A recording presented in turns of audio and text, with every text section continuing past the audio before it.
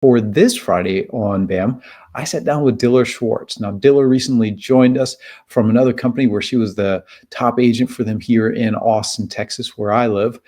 She does 268 plus sales and 125 million in volume. And she's going to share how she helps her agents grow with smart systems, coaching, and scalable service without burning out. So please enjoy Dillar Schwartz. All right, Diller, I've been looking forward to this conversation all week. So you and I had a chance to chat a few weeks back, and we were talking about sphere of influence. And I thought the way in which you kind of looked at a database was unique. And I begged of you if you'd come on and share with everybody. But before we do that, just a brief introduction. Those who are not familiar, you are relatively new to EXP, but could you share a little bit about your background? That is correct. So first off, excuse me, thank you. I'm very excited to be here and to talk more about this. I love sharing and providing information that I think other agents can use. So my name's Diller, and I'm from Austin, Texas. We service basically a little bit south of Waco, all the way down to San Marcos, Wimberley area. I've been in real estate since 2012. I started out as an assistant, and I've worked my way through all of the positions on a team. And in 2020, I started my own team here in Central Texas and decided to go full-time selling real estate. And then, yeah, like you said, just a month and a half ago, I made the move to EXP. And we are very excited to have all of the new tools in our toolbox and the new community that's been very supportive of our business. Yeah, and you really are kind of underselling. You are like one of the top teams here in Austin, which is a highly competitive market. So congratulations on all the success and welcome home to EXP. We're glad to have you. So I want to ask you about sphere of influence. Just so people have a sense of the amount of production you do out of your sphere, what would you guess comes out of your database in terms of amount of business each year for you? Yeah, so we're a little over 50%, and then I know that we categorize referrals versus sphere sometimes, although I'm very connected in the real estate world. And so I think other realtors are my sphere of influence. So if we actually combine them, then I would say really we close about 75% of our business is our sphere. And I'm going to go ahead and throw in that realtor to realtor referral base because I'm very purposeful about building those relationships. Yeah, we're going to talk a little bit about that too, because you have been very successful at that. So can you kind of explain the unique approach that you have to your database and how it maybe differs from what we're all taught about databases coming out of real estate school? Right. So I think when you get started, we get like over templated. And I say that meaning, there's a template for the first for 12 months, right? Christmas, say Merry Christmas, and then March, send something about March Madness or spring cleaning, and it's just the same content over and over. And now before AI, it was even worse, right? And so that was one of the things I had a hard time processing. I think it was like, depending on where you grew up in real estate is what I like to call it. You learned a 24 touch or a 36 touch, right? And it was just boring to me. And then when I started realizing in brokerages, 100 agents had the same templates, or we were all going to this website and downloading. And I said, well, how do we make a change? How do we stand out? My friends don't really need to know that it's February is Valentine's. And so that's where it really all started was, how do you take this sort of like superficial or false relationship you're trying to build with emails and get to know your clients and your sphere, as well as the second part of that was, how do you coach them to be your client without putting too much stress on the relationship, where every time someone hung out with me, they were like, oh gosh, Diller's going to talk about real estate. You need to bring something of value, and you need to bring something to the table. And it doesn't always have to be real estate. And I think for me, I really learned how if I could get people to trust me and bring something like educational, or just really know that my friends, family, and other people in my world could lean on me for solutions, that would be the game changer. Yeah, you're very much right on, and we're all told, in some form or another about the NAR stat, right? So NAR asks buyers and sellers every year, and every year buyers and sellers, over 80% of them say that they would use the same agent again. However, they also ask them, did you in your last transaction? And it's more like 11 to 15% actually did. Why? Because agents fall out of touch, essentially, right? And so that's what drives people who are going to try to overcome that, first to just get an automated system that then kind of puts you on some sort of drip campaigns. But then to your point, out of expedience, sometimes we can just let it be the bare minimum. And there's being top of mind, but then there's being top of mind and relevant and valuable. And that's the big challenge for a lot of agents, is how do I create that value in a scalable way? So what does that look like for you? What I started doing early on was I would watch my emails, and on holidays or specific times of the year, I would watch and say, oh my gosh, I actually got the same content from realtors, from my dentist, like the most random, like from a restaurant. It was like, I can't actually tell the different category because it's Valentine's Day, and everyone, like I said, from everyone I've ever came in contact with, anyone's list that I was on, it was just like, all right, yeah, it's Valentine's Day. Got it. But Yeah. I'm not going to click on anyone. They're simply telling me happy Valentine's Day. So then I went to, well, how can I either get someone to click, get someone to call, or just make it different? So I actually moved away from having so many of the predictable emails, predictable content, predictable touches. And why do you hire someone? You hire someone out of need. Took a deep dive about 3 years ago into the list of the 10 Ds of divorce, diamonds, death, dollars and all of that, and said, all right, well, how do I actually build rapport with people through that and take these touches so far, like off, or take them off an e-blast, and really make them relatable to people. So I started paying attention to social media, right? So if you posted something about your child, I don't know, maybe you have a senior in high school and they're graduating. Cool. I'm going to drop off a gift. I'm going to send something funny about graduation. One of my biggest referral partners in Dallas, her mother was living with her, and she post pictures of moms in the garden. And so I sent her one of those really long, like, picker things that you can get stuff off shelves. And I was like, here, this is for your mom to pick weeds. And then her son is a big sports star and ended up in the hospital, and he's like 12. And I sent sports coloring books to the hospital. So things like that were more important. And when I really started getting the speed on those actions, that's when I realized this is different.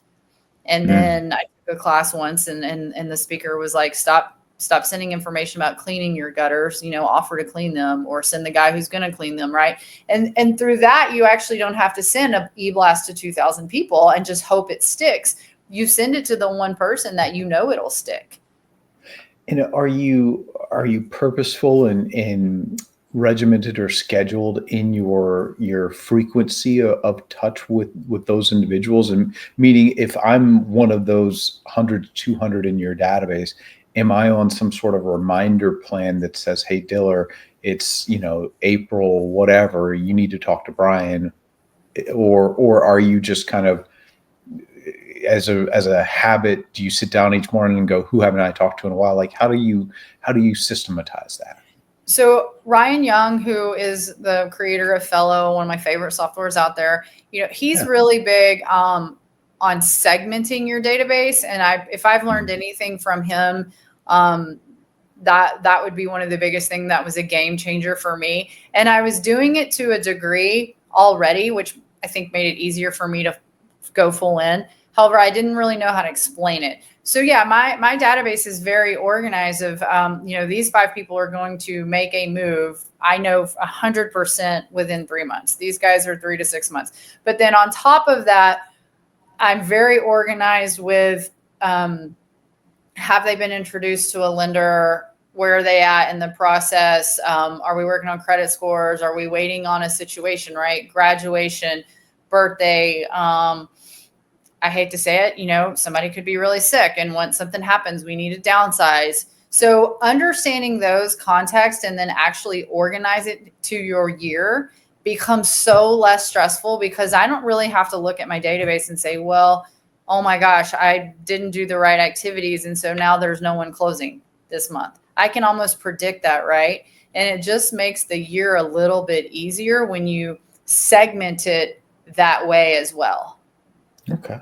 Well, so what are those kinds of strategies that you use to identify potential leads among your past clients and your referrals? I would say I have been so lucky to have some of the best mentors and sales coaches to really help me understand conversations and motivation and how to break through to get the answers I need to know where I'm going. So I don't have a conversation and you're like, oh, sure, we're looking in 6 months. Well, tell me what's important to you about the 6 months. And, there's so many more questions that I'm going to have, as well as you better bet I'm watching you on LinkedIn. I'm watching you on your social media channels to make sure that that's what I'm seeing, because the last thing I want to do is see you post on social media that you're, I don't know, landscaping the yard because you're getting ready to sell. And yet I haven't had a conversation with you in the last 5 days. Like, if you're at that point already, then I need to be in that conversation, and you best bet I'm going to deliver some beer to your house and say something funny about, like, here, let me help take the load off on the weekend, or I saw you doing landscaping, right? And I just have, once again, being unique, like I have 4 or 5 strategies of consistent gifts that I'm giving that are, it's hard. It would be very hard for you to know it's not for me. Okay. Can you give me some examples? Yeah. So I'm a big craft beer person, and it's my gig. And if I'll just go to the store and kind of watch and just be like, okay, what all play on words can I do? So almost all my clients get Love Street. Why? I hope you love your new street. If I see someone complaining about a neighbor, I might send a funny, if you don't love the street, hint, hint, give me a call. I have bottle openers with my glasses on them. We send out koozies that say the market makes me drink to clients that we know are thinking the market's really tough right now. I have a yodeling pickle for the dill pickle. Let's make a deal. We've got shirts that instead of burying the St. Michael or St. Joseph, we have shirts that have St. Joseph on them with my name on it that says we're upside down so you don't have to be. So just little things that are my personality. They're really quirky, although they're different than, here's your March Madness calendar. Please put my mugshot on your refrigerator. All right. That's good. I like that. Well, and you mentioned your agent-to-agent side of things. How does that change when you're cultivating those kinds of relationships? Are you doing a similar strategy, or do you do something completely different?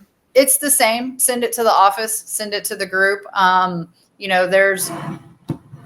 There's all kinds of ways you can get creative. And if they don't have an office,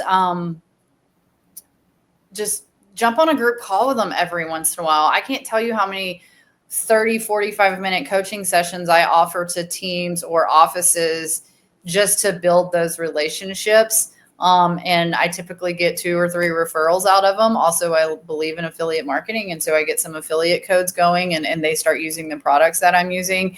And also, it doesn't hurt to have them follow you on all of your social media accounts. And then in turn, you do the same. And how are you meeting agents for that agent-to-agent referral? Is it virtual? Is it in person? A little bit of both? I believe that you should go to all events put on by your broker, as many as you can. I think that, like, hyper local, let's just take Austin, for example.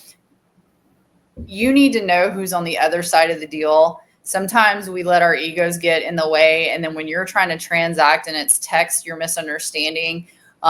And also, I want to know that you're active and that you can hold a deal together. That's local, hyper local. And then there's this extended area, right? Dallas, Houston, San Antonio. Those are where my clients are going. And it is, if I'm truly the realtor of choice, the economist of choice for my clients, I'm going to understand those communities, and I'm going to have somewhere to send them. And so I network with those agents through, sometimes there's bigger events put on by Texas Realtors or your broker and things like that, that's going to bring you together. So for sure, I'm going to attend those. And then when they're national events, I'm just very purposeful to find people who are doing business at the same level that I am, and or just who are like me, right? Hey, you like this, I like this. Great. I've seen you on Facebook. I'd love to meet you. And then what I do is I just try to schedule coffee appointments. So I may not be in every single class, but you can guarantee that I'm going to leave there having coffee or lunch or dinner with multiple people and trying to create my own subgroups within that community. Yeah, and most people don't even think about that. But I look at you, I look at my friend Shannon Maxwell. There's been a few agents that I've met over the years that have amassed a huge following of other agents through events and other means that they then leverage for agent-to-agent referrals. And it is an amazing source of income for all of them because so few agents actually do it. Right. I mean, Austin's a very tough economy, especially right now to be an investor in. And a lot of my clients are investors. And so I have to understand other economies or have that other trusted referral partner, because the deal's not dead because they can't invest in Austin. The deal is dead once I can't create a solution to their problem. Yeah, there's still plenty of people in Austin investing in lots of other markets, Broken Bow and Right. other things like that. Yeah, absolutely. You and I talked about this. Do you mind sharing an example of how you turn maybe one transaction into multiple? So it's the same, right? We have to build rapport. So if I meet someone, I don't want to just know, are you pre-approved? Have you talked to a lender? Like those basic questions, that is all going to naturally unfold in a real estate transaction. I want to know about you. I want to know, is this forever? Where are you going? Are you here temporary for work? Who do you hang out with? Who do you know? Tell me a little bit about your family. I think we might have discussed, I had one family who happened to be a Zillow lead, and they were going to a winery. They just wanted to look at a house really quick. I asked who they were meeting. Their parents were actually like outside. And I was like, no, tell them to come inside. So I ended up selling a house to their parents. They went to the winery. I called the winery. I paid for their drinks ahead of time. And I think I've done, I think we'll be, let's see, 5 here soon. Wow. All through just building rapport, because what I found out, just being nosy and asking these questions, and I genuinely did care why they were relocating here and no one else was here yet. Well, come to find out the entire family was coming. So I helped their brother, or I'm sorry, the sister, the parents, them. They've now have 4 kids. When we started, they were engaged. So we've sold their first house and moved. Now the parents need a bigger house. Why? Because now when I sold the parents' home, the kids weren't married yet. Now they're married and there's 5 grandkids. So guess who also needs a new house? Grandma and grandpa. And so if they were all willing to move across the country to be next to each other and we didn't have families, I know that they're willing to move locally to have these bigger homes. I know their lifestyle. Yeah. And so there's that part of the transaction. There's also just really learning how to market your listings to double down and get your name out there. You want the neighbors to know that you're the agent of choice for the area. Yeah. You talked about analyzing your database quite a bit when we had talked, and you mentioned tools like Fellow. Would you mind maybe sharing, like, when you say analyze your database, what do you mean? What are you looking at and what are you looking for? So I'm always looking for, first of all, complete contacts. For me, a complete contact is I have a full name, first and last, and it's spelled right. I have a cell phone. I have an email address, preferably a work and a non-work related, a Gmail, Yahoo, or whatever. And then I want their home address. I don't care if they're a tenant or not. I want their address. And then the next part of that is I want a reciprocal engagement between the two of us. I want them looking at our website, and I want to make sure when I'm sending out emails that I do feel are valuable and they're not March Madness and the funny things I'm making fun of. They're opening them and they're engaging with them. So when I send out batch emails, I am going in and I am checking the reporting. Are people unsubscribing? Are they bouncing? Are they clicking? And I don't necessarily need to pick up the phone and say, hey, Brian, I saw that you looked on my website. I just want to know that you're still engaging with me. And then from there, when I go over to Fellow, what I'm looking at is are tenants looking at the home they're moving into, or they're living in, are they curious? Are they being nosy? Crafting scripts around that, as well as then I'm taking it with our coach and saying, okay, how much equity do XYZ have? My older clients, I am tagging a little bit of age. Are they ready to downsize? I got your parents' information, and from what you said in our conversation, because I'm asking, they've been there 30 years. Whoa, wow, it's a 2-story, 5-bedroom. They've been there 30 years. I might need to do something about that because I'm the next person that, they need to move or whatever. I'm sorry, to downsize. And then I'm also looking at that same data for my investors. Is there anyone that I can help do a seller financing deal with? You just have to think outside the box and look at your data from not just how many people do I have, but what is it telling me? Yeah. Is that a weekly discipline, a daily discipline?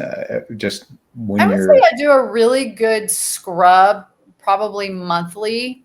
But it also just depends on the activity, because once you start putting systems into place that are these more outside the box, you'll start. So I can go in and just see how many people end up in the segments, if you will. So if all of a sudden I look up and I'm like, interesting, I've got my over $100,000 equity in this specific zip code, and I just keep seeing that number growing, I might need to do something. I might need to analyze it. I might need to look at it. Or each of our agents have a specific farm area, and we notice a bunch of people are listing in the farm. Well, we need to go back through and analyze that data and see what's going on. So I do let the activities lead me a little bit. And then my goal every day, regardless, is just to scrub 5 people in our database, like really hard personally, and document what I'm doing.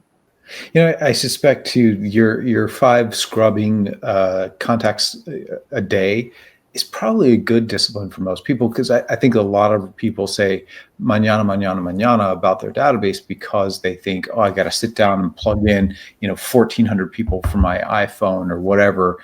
And that is probably the worst way to go about it possible, because then it just pretty much guarantees that the vast majority of us as real estate agents are not going to do that. Right? Sitting down, just doing 5 a day and getting those into a CRM as you're scrubbing through whatever might be in whatever system you're using today is probably a better way of doing it anyways. Plus you get great data going into your CRM, and 5 a day doesn't seem like a lot until you add up the discipline of several days of doing that in a given year. Well, and I think we feel like as agents, we have to have everyone in our CRM. And if we're talking about your first 1 to 3 years, I don't know that you need the amount. Like, we just started growing our database about 2 years ago. So my team started in 2020. And I would say about 2 years ago, really, I don't even know that it's been 2 years ago, is when we got a little bit more purposeful, because we have better systems in place of adding more mass data and using our database for check-ins and things like that, because the systems were in place. But up until then, I would say our database was really small, because it was so important to us to have a clean database and really know who do you want in it. If you're just throwing everyone in there because you're like, wow, I have, 2,000 people on my cell phone, go through there and put who you want in there. And then I'm going to say, pull back the fear a little bit and maybe ask yourself, are you afraid to put this person in your database because you think it's going to bother them? Could you really be of benefit to them? Because I hear that all the time. Well, I don't want to put my aunt in there. Your aunt should want to see stuff from you. She should want to know that you're in business. Now, if it's someone you've made, you've upset or did bad business with or something like that, maybe don't put them in there. However, be careful that you're not putting your own limiting belief around your database. That's very true. That's very true. And we talk ourselves out of stuff all the time, but you know what people find valuable because you find it valuable. There's information that you learn every single day as a realtor that's valuable to you. That would probably be valuable to homeowners and home buyers as well. All right. Diller, thank you so much for doing this. We really appreciate it.